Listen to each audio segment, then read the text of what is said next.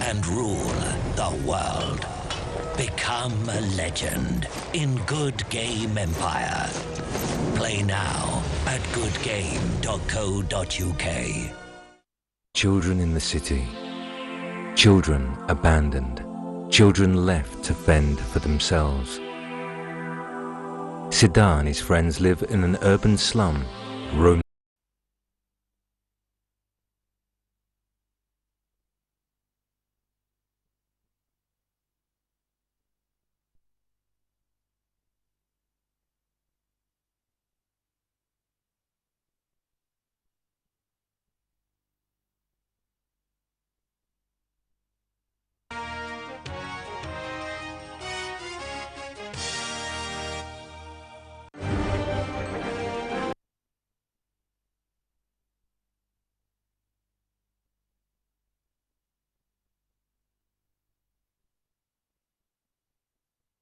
and rule the world.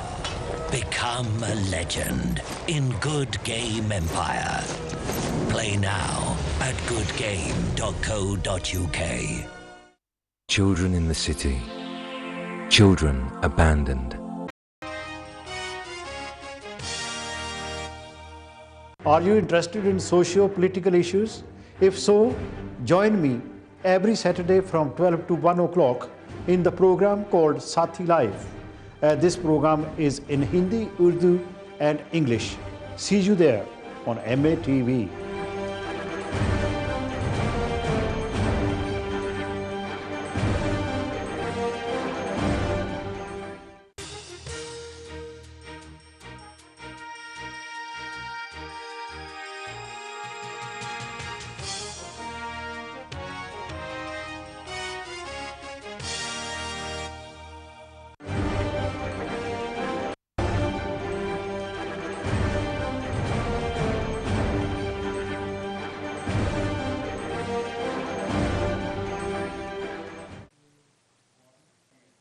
Dosto, welcome to MATV studios in London, and my name is Sathi Ludhianvi. The program is called Sathi Live, and this program, as you know, we show this program live on MATV every Saturday from 12 to 1 o'clock.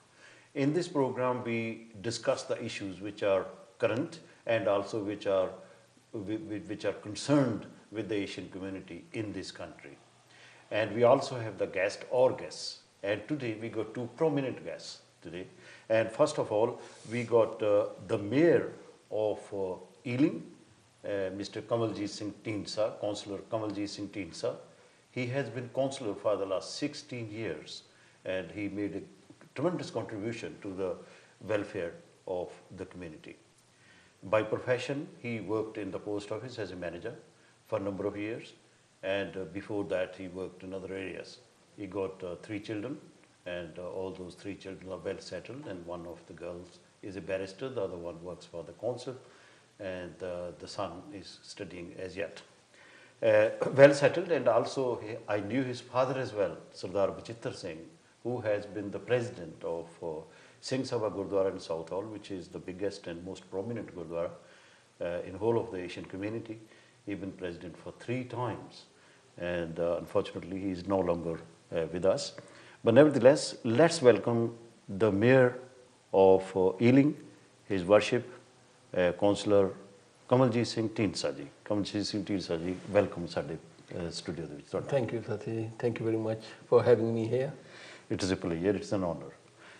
Then we got the second guest, Dr. Onkar Sahota. Dr. Onkar Sahota was elected unanimously in April 2011 as the Labour Party candidate for the Ealing and Hillingdon constituency in the London Assembly elections in May 2012. These elections were held at the same time as the London mayoral elections, and his election victory on 4th of May 2012 was a spectacular result, where he won the seat from the Tory Deputy Mayor of London, Richard Barnes, who had held the seat for 12 years with a majority of nearly 28,500. Dr. Sahota is a GP. He is obviously connected with the medical side of this country. And he actively took part to retain the A&E services in London Borough of Ealing.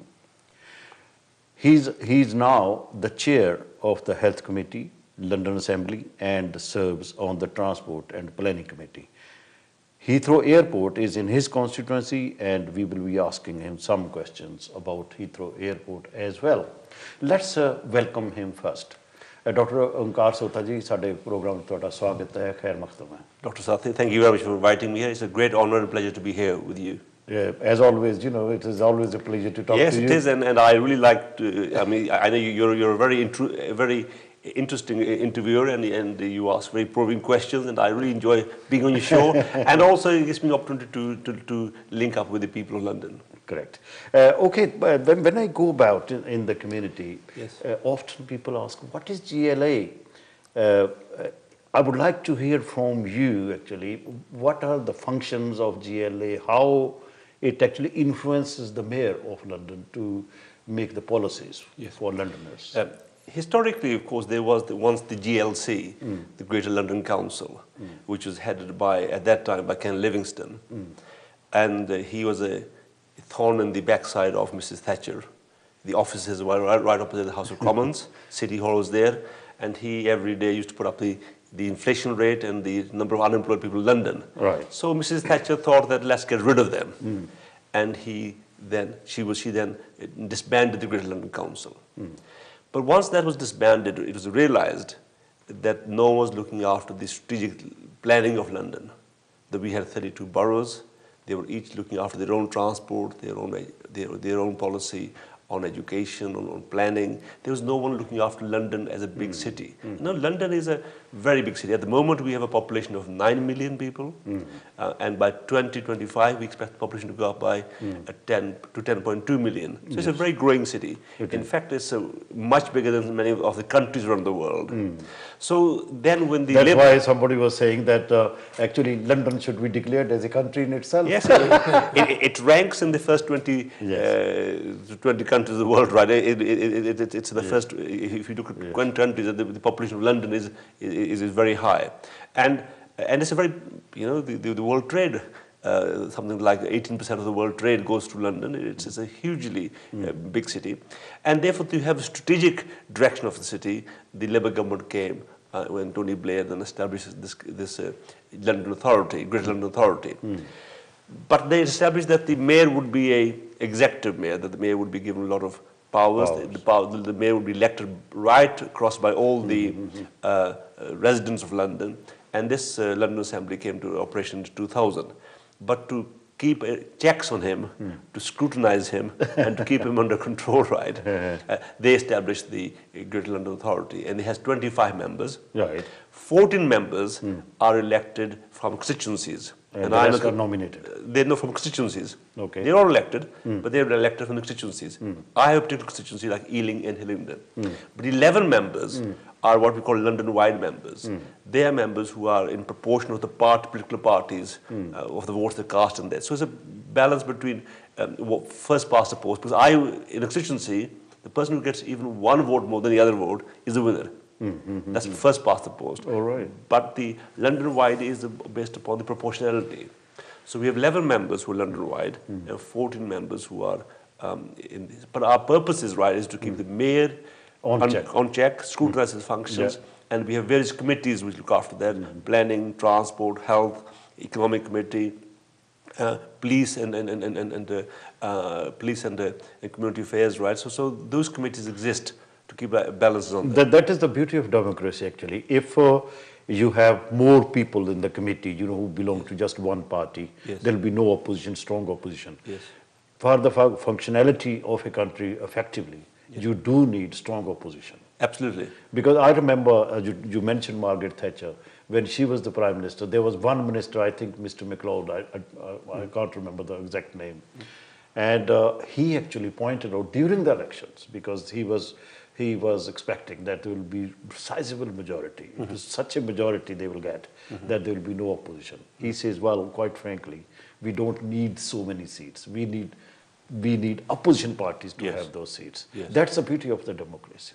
And in fact, the opposition is very important in a democratic process. If the opposition is not very strong, then it can't keep the party in control under checks and balances. So that's important. Democracy does require a strong opposition also, an opposition which, and the electorate are very, very smart. Last time in this country, in 2010, they get us so balanced, right, that they didn't want to have government of one party, right? Yes, and of course, it has weaknesses also. Yeah. If a political party doesn't have an overall majority, then it becomes a weaker government.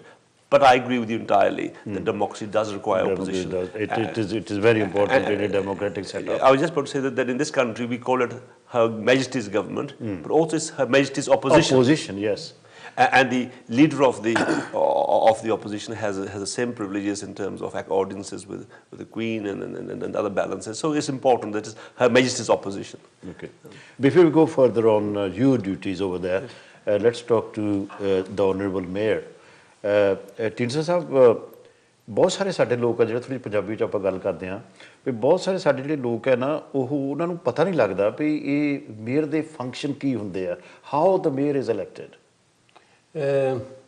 Basically mayor ਦੇ 3 function ਹੁੰਦੇ ਆ Ealing council ਦੇ mayor ਆ ਜਿਹੜਾ ਉਹ civic mayor ਆ civic mayor ਦੀ responsibility ਹੁੰਦੀ ਆ ਵੀ ਕਮਿਊਨਿਟੀ ਦੇ ਜਿਹੜੇ ਫੰਕਸ਼ਨ ਅਟੈਂਡ ਵਗੈਰਾ ਕਰਨੇ ਤੇ ਜਿਹੜਾ ਬਿਜ਼ਨਸ ਆ ਲੋਕਲ ਬਿਜ਼ਨਸ ਉਹਨੂੰ ਪ੍ਰਮੋਟ ਕਰਨਾ ਤੇ ਦੂਸਰਾ ਮੇਅਰ ਦਾ ਫੰਕਸ਼ਨ ਇਹ ਆ ਵੀ ਜਿਹੜੀ ਕੌਂਸਲ ਦੀ ਮੀਟਿੰਗ ਆ ਉਹਨੂੰ ਚੇਅਰ ਕਰਨਾ ਜੇ ਮੈਂ ਉਹਨੂੰ ਆਪਣੇ ਏਸ਼ੀਅਨ ਲਿਸਨਰ ਦੇ ਲਈ ਵਿਊਜ਼ ਦੇ ਲਈ ਦੱਸਾਂ ਵੀ ਜਿੱਦਾਂ ਆਪਣੇ ਪੰਜਾਬ ਅਸੈਂਬਲੀ ਦੇ ਵਿੱਚ ਸਪੀਕਰ ਦਾ ਰੋਲ ਹੁੰਦਾ ਜਾਂ ਪਾਰਲੀਮੈਂਟ ਦੇ ਵਿੱਚ ਸਪੀਕਰ ਦਾ ਰੋਲ ਹੁੰਦਾ ਨਿਊਟਰਲ ਹੁੰਦਾ ਉਹ similar kind of role mayor ਦਾ ਹੈਗਾ ਈਲਿੰਗ ਕੌਂਸਲ ਦੇ ਵਿੱਚ ਜਦੋਂ ਤੁਸੀਂ ਕੌਂਸਲ ਦੀ ਮੀਟਿੰਗ ਨੂੰ ਚੇਅਰ ਕਰਦੇ ਹੋ ਤੇ ਤੀਸਰਾ ਸਭ ਨਾਲੋਂ ਜਿਹੜਾ ਮਤਲਬ ਕਿ ਨਵਾਂ ਮੋਸਟ ਵਾਈਟਲ ਤੇ ਕਰੂਸ਼ੀਅਲ ਮੇਅਰ ਦਾ ਰੋਲ ਆ ਉਹ ਹੈਗਾ ਵੀ ਚੈਰਿਟੀਆਂ ਦੇ ਲਈ ਰਿਸੋਰਸਿਸ ਇਕੱਠੇ ਕਰਨੇ ਤੇ ਚੈਰਿਟੀਆਂ ਦੀ ਪ੍ਰੋਫਾਈਲ ਨੂੰ ਰੇਜ਼ ਕਰਨਾ ਬੇਸਿਕਲੀ ਇਹ 3 ਮੇਅਰ ਦੇ ਰੋਲ ਹੁੰਦੇ ਆ ਤੇ ਮੇਅਰ ਨੂੰ ਹੁਣ ਤੱਕ ਈਲਿੰਗ ਕੌਂਸਲ ਦੇ ਵਿੱਚ ਫੈਲੋ ਕੌਂਸਲਰ ਇਲੈਕਟ ਕਰਦੇ ਆਏ ਸੀ ਤੇ ਹੁਣ ਥੋੜ੍ਹੀ ਜਿਹੀ ਉੱਥੇ ਰੂਪ ਚੇਂਜ ਹੋ ਗਏ ਆ ਹੁਣ ਇਸ ਲੀਡਰ ਅਪੁਆਇੰਟ ਕਰਦਾ ਮੇਅਰ ਨੂੰ ਤੇ ਮੇਅਰ ਨੂੰ ਉਹ ਕੌਂਸਲਰਸ ਇੰਡੋਰਸ ਕਰਦੇ ਆ ਅੱਛਾ ਤੂੰ ਲੀਡਰ ਆ ਜਿਹੜਾ leader is has got the authority to appoint the mayor exclusively. But he nominates. Nominates, but it's still elected by the councillors. It is still elected by the councillors. But okay, so if I want to become a mayor, I'm a councillor. I put my name forward myself, or other people do it. You have to show your interest. You have to show your interest that you want to be a mayor. Yes. And you got to have the confidence of your fellow councillors. And they have to have the confidence in you to fulfill those duties. Right. You, at the end of the day, it will be your fellow councillors who will be electing you to be the mayor. Okay. ਬਹੁਤ ਸਾਰੇ ਲੋਕ ਇਹ ਵੀ ਪੁੱਛਦੇ ਰਹਿੰਦੇ ਆ ਵੀ ਸਾਡੇ ਇੱਕ ਪਹਿਲੀ ਗੱਲ ਤਾਂ ਇਹ ਹੈ ਕਿ ਬਹੁਤ ਮਾਣ ਵਾਲੀ ਗੱਲ ਆ ਵੀ ਫੀਲ ਰੀਲੀ ਆਨਰਡ ਕਿ ਇਸ ਕੰਟਰੀ ਦੇ ਵਿੱਚ we got our own people who are mayor and like doctor Sahota he is member of GLA, we got member of parliament. Now we got people in House of Lords, including the 6 with the turban. So we are moving forward, which is a great thing. But people still tend to think as to how come that so many Asians are mayor everywhere. I think it's a good, it's a very positive sign that. No, that I have already said. Yeah.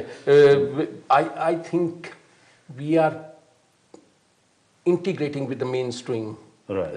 And the mainstream recognize what we have to offer, and is karke mera khayal mayor ban rahi hai. Okay, so there is basically the Asian councillors or the Asian people. They are much more enthusiastic in moving forward politically, and hence we got more councillors, and consequently we got Asian mayors. Yeah, basically that's what it is. I think. You know, when the Asian community first came into the country, I think we all had the survival instinct. You wanted to get a house, you wanted to establish yourself. Now we are making contribution into the political arena as well as in very many other arenas, and that's being recognized and captured by the others around you.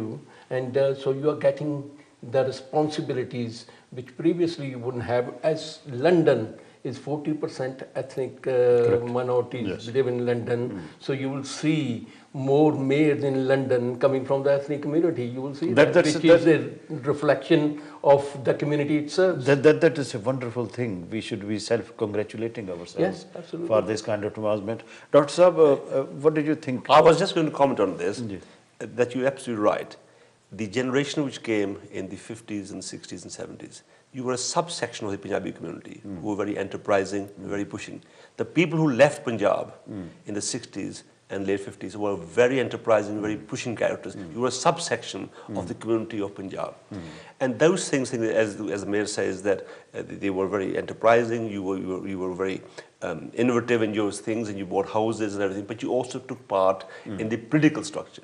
But what I'm noting, that as we've become much more established in this country, the young people in this country are not entering politics as much as we would want them to do. That is what I have seen. And historically, of course, politics has been thought of as a bad profession, or if I can call it a profession also, because they bring those balances, those perceptions, right, from other parts of the world. I agree with you. You know, when we came, for example, Mayor's father, Bachitra Singh, or your father, when they came to this country, we came to this country. I came in 1962, which is quite a long time ago.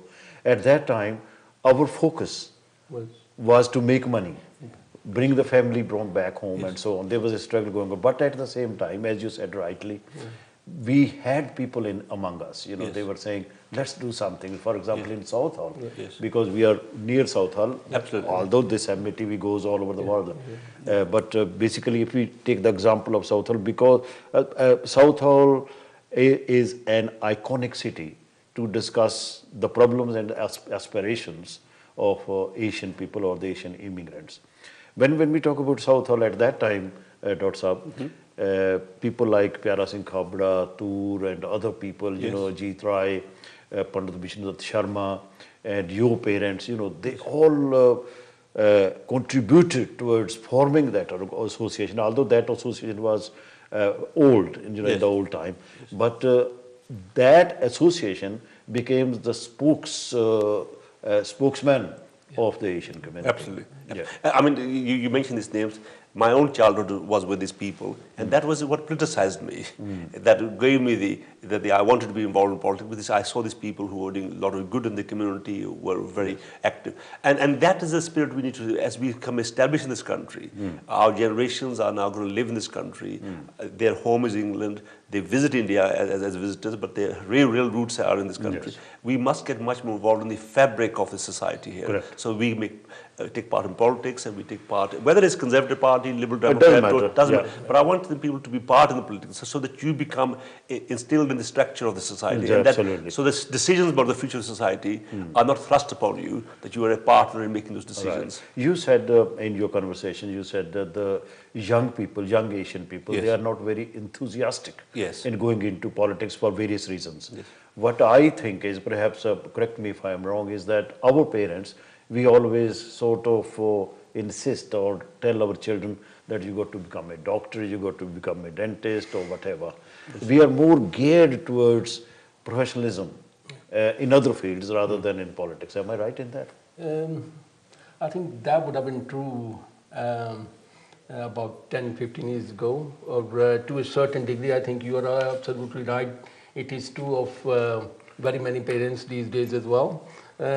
But I think the world is changing, and the children are choosing their own fields, their own paths. Even when you look at India, if you go back 20... But the parents do influence them in their decisions. Of course they do. Parents have the guiding influence. Yes. But I think these days the parents...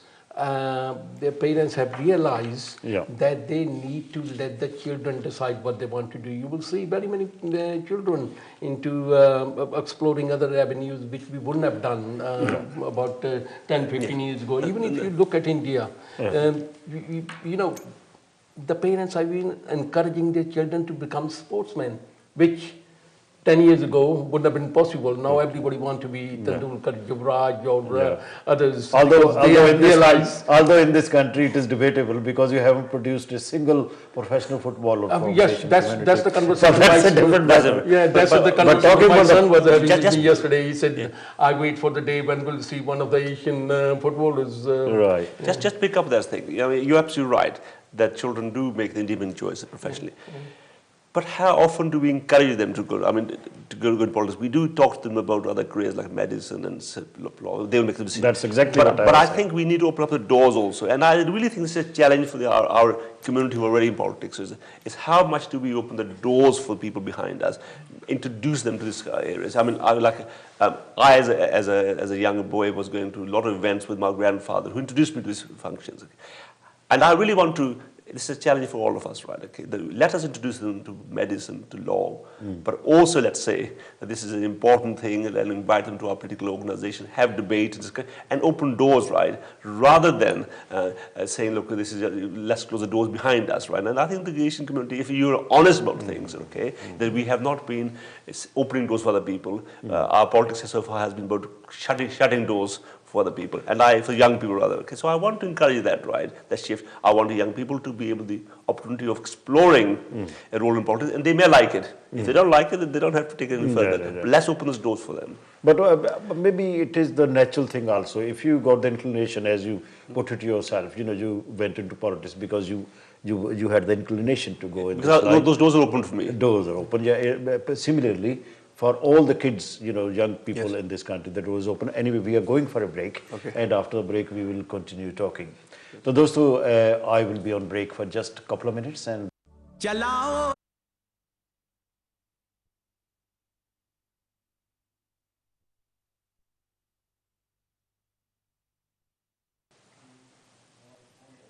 Dosto, welcome back to MATV studios. This is program called Sathi Live, and I am here from 12 to 1 o'clock every Saturday. Today we got two prominent guests with us. We got Dr. Onkar Sahota, who is the member of GLA, and he is playing a prominent role in the medical field, obviously, because he is a GP, he's a doctor, and also he takes intense part in the community issues. And the second guest we got is His Worship, the Mayor of Ealing, Councillor Kamaljit Singh Dhindsa. We are discussing various issues which are arising in the community in the 21st century. Dr. Sahota, when I was before the break, we were talking about young people not taking much interest in politics. And I was looking at your CV, your biodata, and you have said that your siblings, they are settled in law, they are settled in medicine and other areas, the highly professional fields. Yes. Did your siblings ever thought that we should go into politics like our brother? No, they didn't. And I think this is a reflection of the fact that maybe they didn't have the same exposure as me. I'm the eldest, and then of course my three sisters are younger than me, then my brother's youngest. So my sisters probably didn't get invited to those same events, right, as I did, right? And I think this is another issue which we need to talk about, the equality of women and men in the society, okay? So maybe, and they're also younger than me, much younger than me, so I was exposed to different societies. They haven't, but they were very professional, okay? And they're very successful, they're very vocal, okay? And they play a role in their communities in a different way.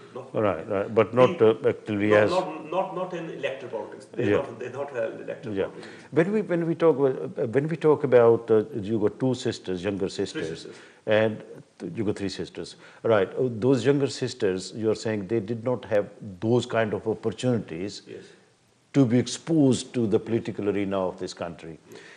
Is it the reason that we don't have many Asian women in politics?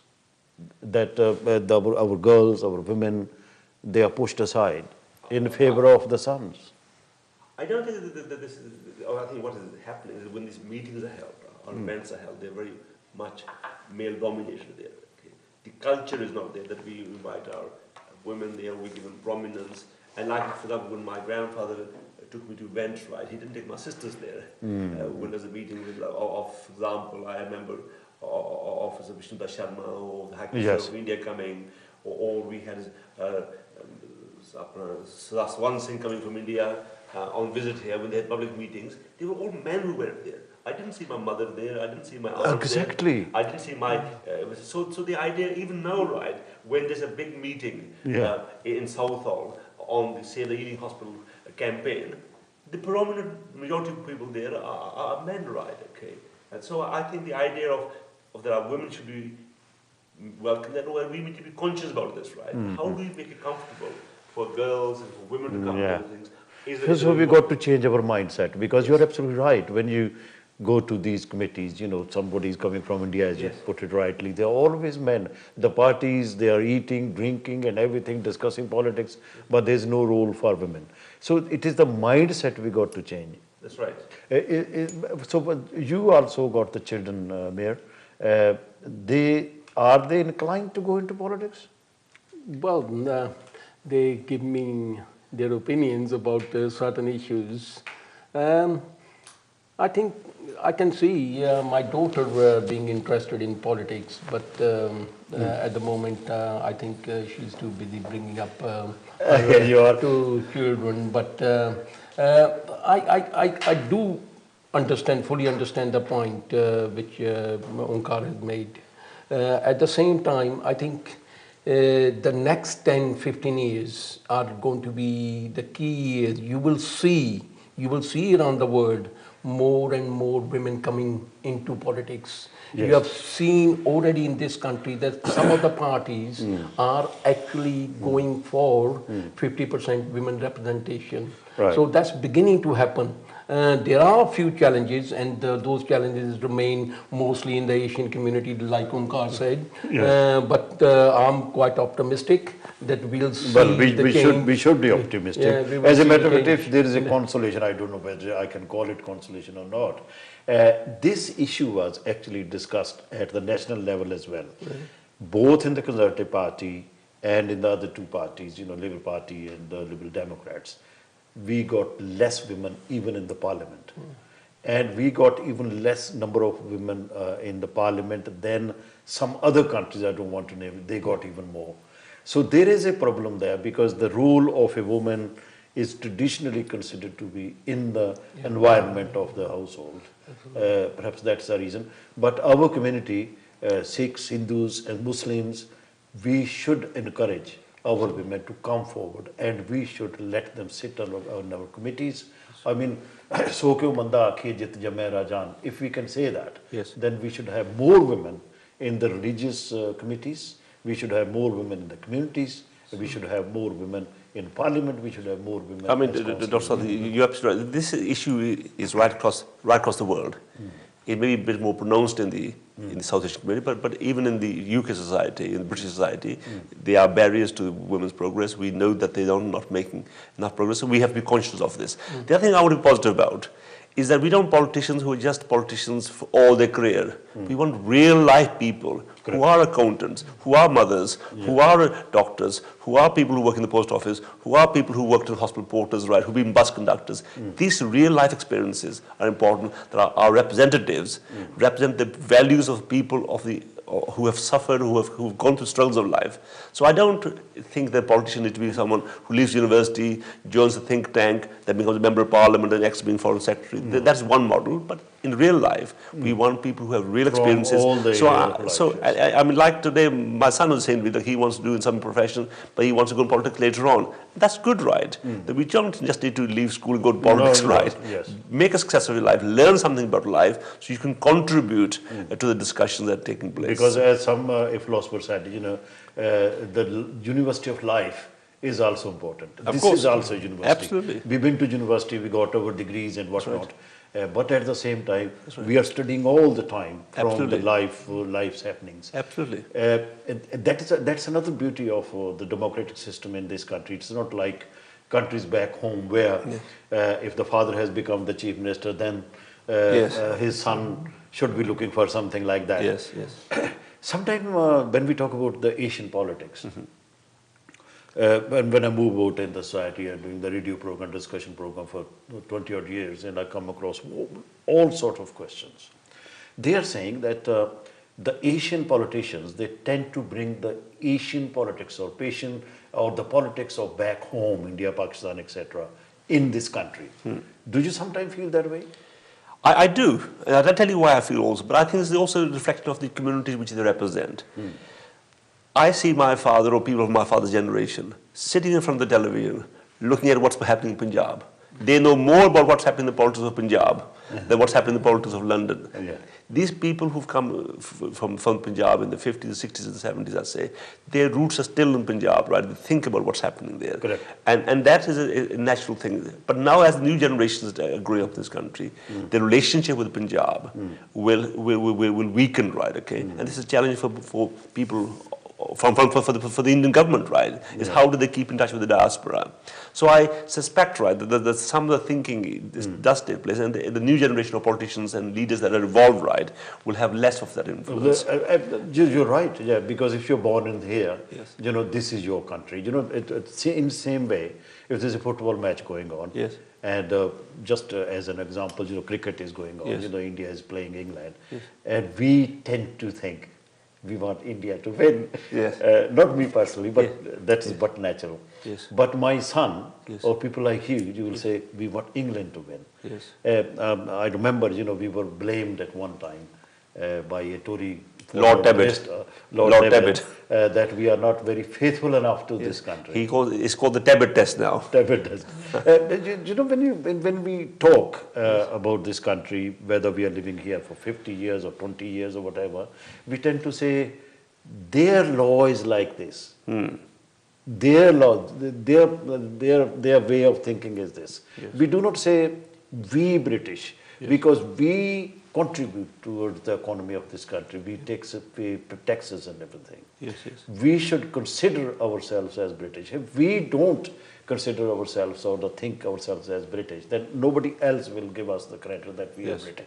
Yes. I mean, that transition will take time. It's a cultural and transitional thing, because people who, when you say we, right, there's people who come from India, right, who've had their childhood, their growth, and maybe education in India, and they settled here. But as people are being born here, when they refer to our country, they're talking to England, right? Okay. And I think that is fading away. There is a slight difference, actually. This debate is always in the press and on the radio, even among other communities as well.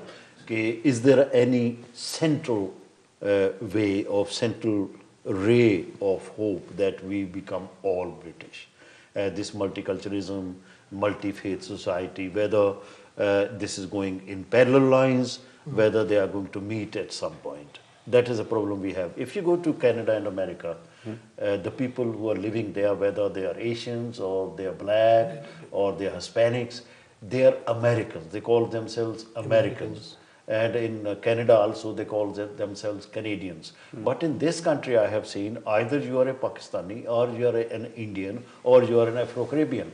And that is the difference we got to really think about and do something about it. Well, I mean, not us only. We all British. No, it's interesting.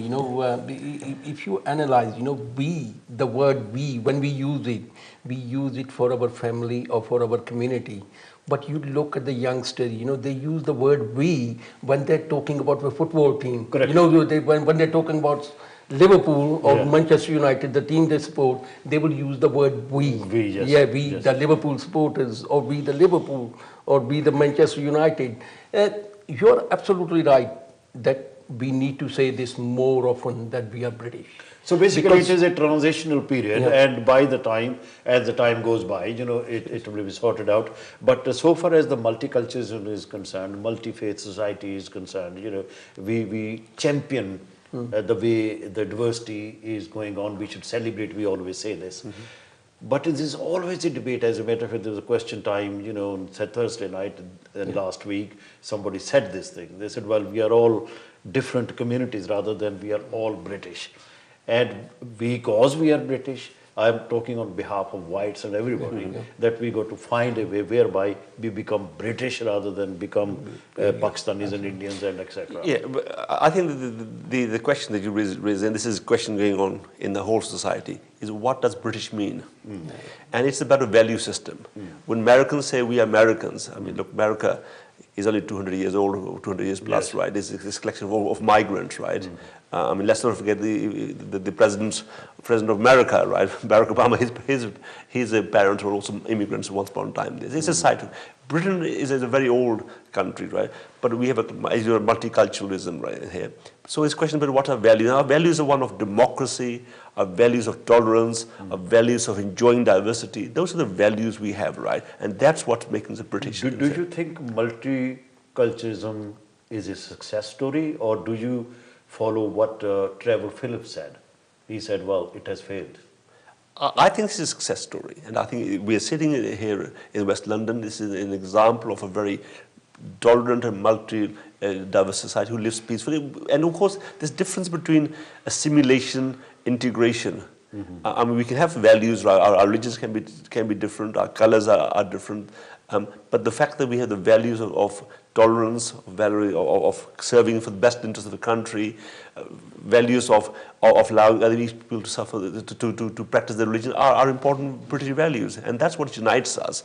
And of course, let's not forget, there are many nations in the world, but only one race, the human race. And that defines us and makes us more collective. Yes. Okay, let's come back home. Yes. To Southall. We got problem with the Ealing Hospital. Yes. And you've been campaigning very strongly, actually. I really admire. You know, you're such a busy man. You're a doctor. You're a member of GLA, and you're doing so many other things. And when you want to do something for the community, as you know very well, you got to spare the time to do these kind of things. You've been after it, but we haven't succeeded. The consequence, the communities living around that area, or for that matter, the areas where they are going to have spending cuts, the government is doing spending cuts, it is going to be very hard. So what stage we are now at? First of all, Dr. Sathi, I don't agree with you that we haven't succeeded.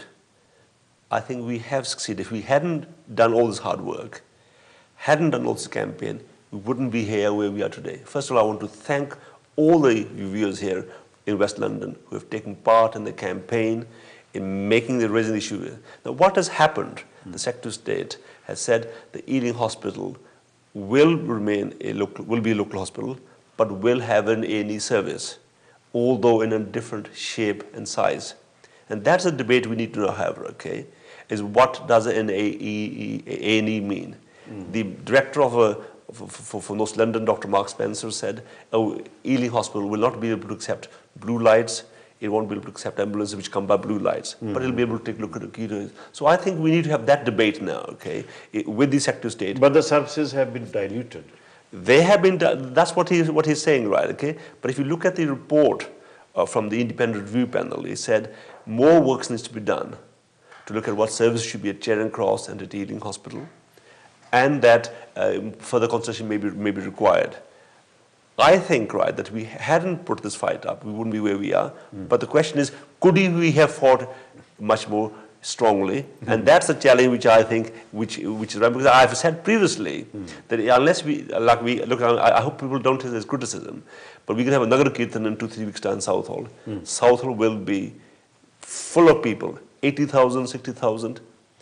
Did we get those number of people out to demonstrate against the closure of Ealing Hospital? That is the point. And the answer is we didn't, right? Okay, and I want to say to people, right, that I want to congratulate the people who came out and put the fight up, but the people who didn't come out, where were they? Where were they? Yeah. And you're right. That is the kind of debate we need in the community. Yes. See, whether you're Sikh, Hindu or Muslims, as you put it so absolutely rightly, you're spot on.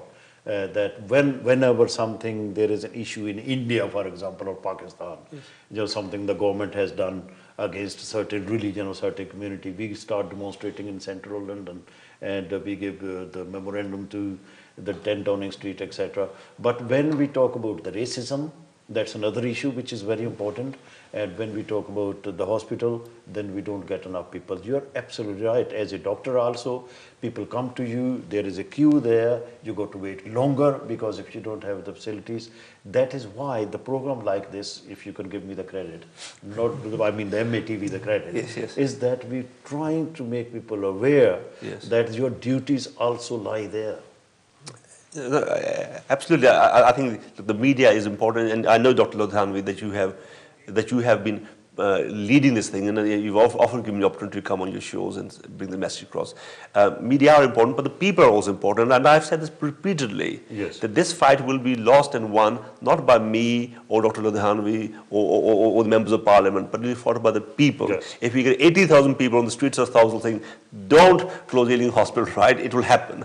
If you get 2,000, it won't happen. Okay, thank you very much, and I got to go for a break, and we got another segment, and we will discuss other areas while we are sitting here.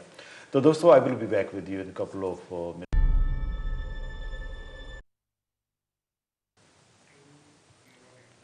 दोस्तों welcome back in the MATV studio और ਸਾਡੇ ਕੋਲ ਜਿਹੜੇ guest ਹੈਗੇ ਨੇ ਉਹ doctor Onkar Sahota ਜੀ ਔਰ ਮੇਅਰ ਹੈਗੇ ਨੇ ਸਾਡੇ ਕਾਉਂਸਲਰ ਕਮਲਜੀਤ ਸਿੰਘ ਢੀਂਡਸਾ ਢੀਂਡਸਾ ਸਾਹਿਬ ਪਹਿਲਾਂ ਢੀਂਡਸਾ ਸਾਹਿਬ ਤੁਹਾਨੂੰ ਮੈਂ ਇੱਕ ਸਵਾਲ ਪੁੱਛਣਾ ਚਾਹੁੰਦਾ ਕਿ ਆਹ ਜਿਹੜਾ ਤੁਹਾਡਾ ਰਿਗਾਲੀਆ ਨਾ ਇਹਨੂੰ ਪੰਜਾਬੀ 'ਚ ਕਹਿੰਦੇ ਕੈਂਠਾ ਹਾਂਜੀ ਕੈਂਠਾ ਬੜਾ ਪਿਆਰਾ ਸ਼ਬਦ ਹੈ ਇਹ ਤਾਂ ਸਾਡੇ ਲੋਕ ਗੀਤਾਂ ਵਿੱਚ ਵੀ ਆਉਂਦਾ ਕੈਂਠਾ ਲੋਕ ਗੀਤਾਂ ਕੈਂਠੇ ਵਾਲਾ ਆਇਆ ਹੈ ਜੀ ਕੈਂਠੇ ਵਾਲਾ ਆ ਗਿਆ ਪ੍ਰਾਹੁਣਾ ਮਾਏ ਨਹੀਂ ਤੇਰੇ ਕੰਮ ਨਾ ਮੁੱਕੇ ਇਹਨੇ ਮੁੜ ਮੁੜ ਸਾਡੇ ਕਦੋਂ ਆਉਣਾ ਮਾਏ ਨਹੀਂ ਤੇਰੇ ਕੰਮ ਨਾ ਮਿਲੇ ਪ੍ਰਕਾਸ਼ ਕੌਰ ਦਾ ਗੀਤ ਬੜਾ ਪੁਰਾਣਾ ਇਹ ਜਿਹੜਾ ਕੈਂਠਾ ਹੈਗਾ ਇਹਦੀ ਕੀਮਤ ਬਹੁਤ ਹੈ ਨੋਟ ਇਨ ਵੈਲਿਊ ਮੇਰੇ ਕੋਲ ਕਹਿੰਦੇ 200,000 ਪਾਉਂਡ ਦੀ ਕੀਮਤ ਹੈ ਡਾਕਟਰ ਸੋਹਤਾ ਨੇ ਮੈਨੂੰ ਦੱਸਿਆ ਸੀ ਪਰ ਇਹ ਤੋਂ ਜ਼ਿਆਦਾ ਵੀ ਇਹਦੀ ਕੀਮਤ ਹੈ ਕਿ ਜਿਹੜਾ ਤੁਹਾਨੂੰ ਲਈ ਓਨਰ ਮਿਲੀ ਹੈ it is an owner in it self it is privilege in it self how do you feel when you're wearing this?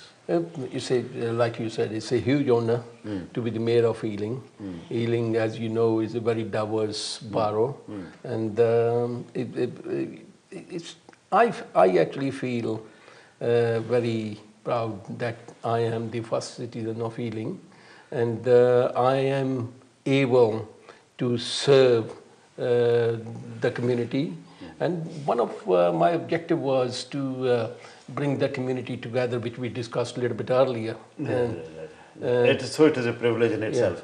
Sometimes I see, when I go to India and a certain borough's mayor goes there with this, which my understanding is that you must not wear this out of your borough. And if you are going to wear another borough, then out of courtesy you got to tell that local mayor. Yeah, you need to take their permission if you are going to a different borough other than your own. You need the permission. I actually don't know what you're referring to when that some of the mayors have took it to India. I don't know whether that was the actual chain or whether that was the replica.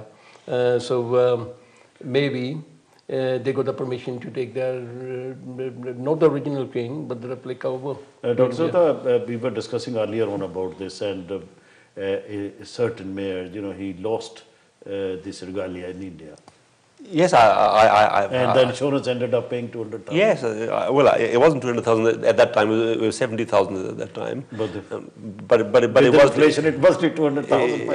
Yeah, but it was. But I first want to say that look, the mayor is the first citizen of the borough, and we're really proud that Councillor Dhindsa is we are that. Very proud. He's an exemplary to all of us, and of course, one thing I want to say is that when the mayor comes to in his official capacity at any event, he's the first citizen and the first speaker. I'm telling you in terms of protocol, right, that he should be the first speaker at any event, unless the sovereign or the sovereign's representative is there. So unless the Queen or Queen's representative is there, the mayor of the borough is a first citizen, has a protocol to speak first at the event, and then other speakers take her. And I often realize when I go to Indian events, right, that the protocol is over, but is over disregard. But I just say that. So, and we are very proud, right? We are very proud, and it is an honor also that having him on our show. That's right. And because we are friends and we meet each other and everything. But once he is wearing this, once he is in that capacity, he is a first citizen of the borough, and he is an honourable member of the community. Absolutely. Anyway, it is great that you have come here. It is an honor. Onkarji, what I want to discuss with you is about Heathrow Airport. As you know, there's a lot of talk going on about the third runway. Yes. Do you think there should be a third runway at Heathrow Airport? This is quite a hot potato at the moment. the Labour government had decided that there would be a third runway. Then the Tory government came and abandoned that idea and said that we will need to go to the Davis Commission. The issues are this, is that we need to increase the capacity of the airports in southeast of London, of the country. New economies are opening up, Brazil, China, India, Russia, and we need to have these new flights there. So the need to capacity is increased. The world is becoming a... Okay. If we want to have the capacity to be increased at Heathrow, obviously we need I'm coming to that. Yes. So the question is, how do we increase the capacity? We have 3 airports. Only one of them is in London. That's Heathrow. The other, Gatwick and Stansted, are not in London. They're outside London. The mayor of London, Boris Johnson, said, look, let's build a brand new airport in the Grain Island or just in the estuary or right in the eastern over Kent side. We'll have 4 runways there. And that was his proposal. It'll cost £40 billion. It's total pie in the sky. We don't believe it. The Tories don't believe it. The only one who believes it is the mayor, and I think that's just his dream, okay? But the question is right, that if we are going to have increased capacity, where do you put the capacity? And the other, of course, things are the environmental issues. I know Heathrow, people have suffered a lot. People have suffered in West London because of the noise pollution and the air quality. You'll be interested to know that 95% of air pollution around Heathrow is not due to aircrafts. 95% of pollution around Heathrow is due to surface transport from cars who are traveling to Heathrow Airport. So what we need to do is to improve the connections between Heathrow by public transport. And the second thing we of course need to do is mitigate for noise, okay? And I know that aircraft are becoming smaller. They're becoming bigger and quieter. Now, my challenge is this.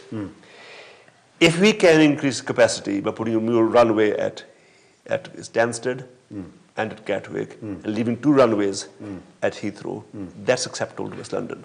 But we got to be, yeah. Okay. But if the idea is that we put an airport somewhere else, but we close Heathrow, then be careful what you ask for. 200,000 jobs, okay, are dependent upon Heathrow. 84,000 people are directly employed at Heathrow Airport, and 120,000 are in the surrounding area in peripheral areas, okay? London Borough of Hounslow conducted a survey. We said 70% of the people of Hounslow were concerned about noise pollution. But 64% also said, we don't want to lose Heathrow Airport as our... That's an extreme thing to do, actually, to close Heathrow Airport. Just because Boris Johnson is saying, it doesn't mean that Heathrow Airport is going to be shut down.